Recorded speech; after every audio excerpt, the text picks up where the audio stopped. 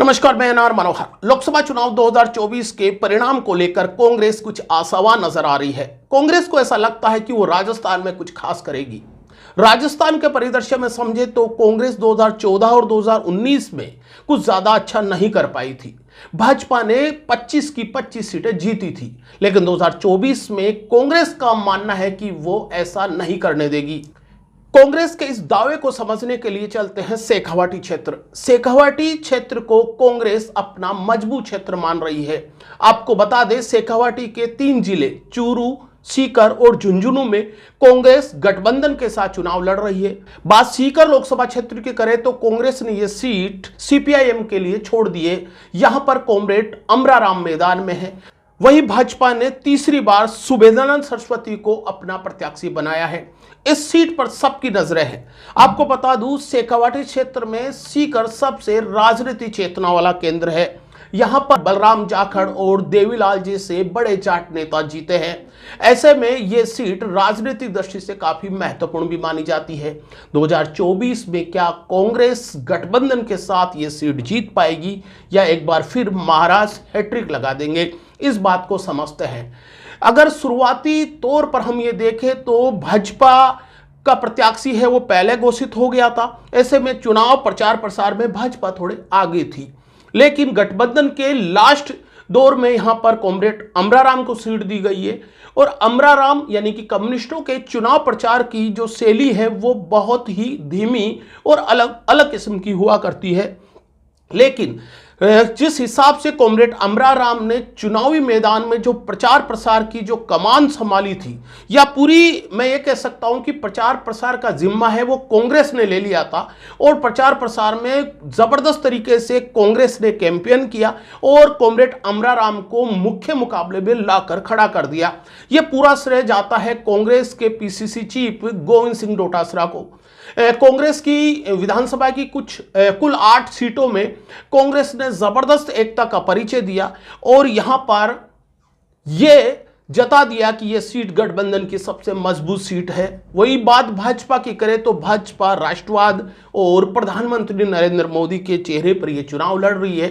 भाजपा बड़े soft corner से यह चुनाव जीतने का दावा करती है।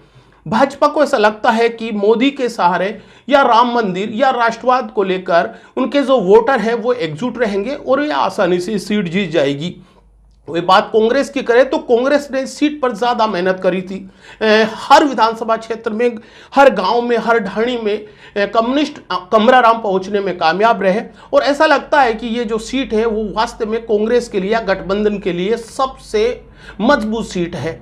कॉमरेड अमराराम के लिए व्यक्तिगत तौर पर हम कहीं जब जाते थे और इस सीट के बारे का जिक्र होता था तो बताते थे, जैसे दूसरे लोकसभा क्षेत्र के या दूसरे विधानसभा क्षेत्र के, तो कॉमरेड अमराराम के प्रति उन लोगों के प्रति बहुत ही सकारात्मक, मैं कह रहा हूं, नजरिया सामने आया था। और उनको ऐसा लगता था कि यह सीट है कॉमरेड अमराराम आसानी से जीत जाएंगे। हालांकि ये धरातल को लेकर उन लोगों का उनके प्रति जो सकारात्मक नजरिया है उनको दर्शाता है। लेकिन मेरा ऐसा मानना है कि यह सीट बहुत ही कड़ी और रोचकता वाली सीट है। इस सीट पर दावा किसका बनता है मजबूत, तो इस पर नजर डालें तो जातीय समीकरण को समझे तो इस सीट पर जाटों का, मैं कह सकता हूं कि जो एकता है वो भी नजर आती है, क्योंकि जाट ने यहां पर इस बार पहली बार है चूरू की जो एकता का जो परिदृश्य है या प्रदर्शन है वो सीकर में भी दोहराया है। और यहां पर ऐसा लगता है कि कॉमरेड अमराराम के पक्ष में जाट कुछ ज्यादा रहेंगे। वही दूसरी बात करें तो यहां पर मूल ओबीसी यहां पर भाजपा के थोड़े पक्ष पे नजर आती है। बात परंपरागत कांग्रेस का वोटर है, एससी एसटी है और दूसरे है अल्पसंख्यक वर्ग के, वो कांग्रेस के खाते में चले जाते हैं। पूरे समीकरण को समझे तो यहां राजपूत वोटों की नाराजगी अगर शेखावाटी क्षेत्र में आ जाती है, विशेष तौर पर सीकर, तो यहां पर गठबंधन का पलड़ा थोड़ा भारी हो जाता है। वही गोविंद सिंह डोटासरा ने यहां पर बहुत मेहनत करी थी, जाटों को राजनीतिक चेतना के तौर पर एकजुट करने में कामयाब रहे। ऐसे में दावा बनता है कि यहां पर गठबंधन कुछ कर सकता है। वहीं कम्युनिस्ट अमराराम की व्यक्तिगत जो छवि है वो भी बहुत ही सकारात्मक छवि है। वहीं अमराराम के जो किसान आंदोलन थे उस आंदोलन की पृष्ठभूमि यहां पर तैयार हुई थी और लोगों को ऐसा लगता है कि अमराराम को दिल्ली में जाकर किसानों की आवाज उठानी चाहिए। राष्ट्रवाद की बात आती है तो यहां पर भाजपा अपने आप में मजबूत है। भाजपा ने इस बार का जो कैंपेन है वो पहले की तरह नहीं था, बहुत ही वो अपने ही तरीके से यहां पर प्रचार कर रही थी। उनको लग रहा था कि वो आसानी से ये सीट निकाल लेगी, लेकिन अगर परिदृश्य पर समझे तो आसानी से ये सीट भाजपा नहीं जीत पाएगी। मुकाबला बेहद कड़ा और रोचक है।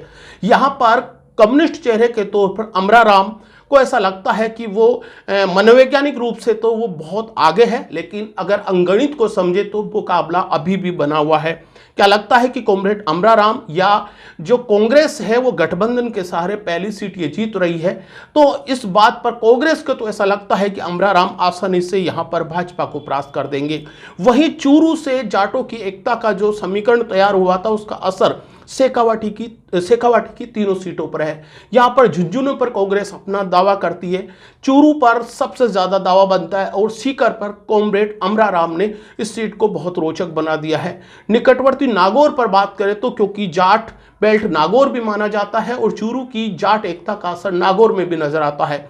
नागौर का चुनाव जाटों के लिए भावनात्मक चुनाव बन गया है। वहां पर हनुमान बेनीवाल आरएलपी सुप्रीमो के बतौर कांग्रेस के साथ में मजबूती से चुनाव लड़ रहे हैं। वह ज्योति मिर्धा परिवार के वारिस के तौर पर उसे प्रस्तुत किया जा रहा है। ऐसे में वो मुकाबला भी बड़ा रोचक है। जाटों के ये तीनों इसे जाट लैंड कह सकते हैं। ऐसे में अगर ये सीटें कांग्रेस या गठबंधन जीतता है तो ये कांग्रेस के लिए संजीवनी साबित हो सकता है। कांग्रेस को ऐसा लगता है कि 4 से 6 सीटों पर मजबूत है और जीत सकती है।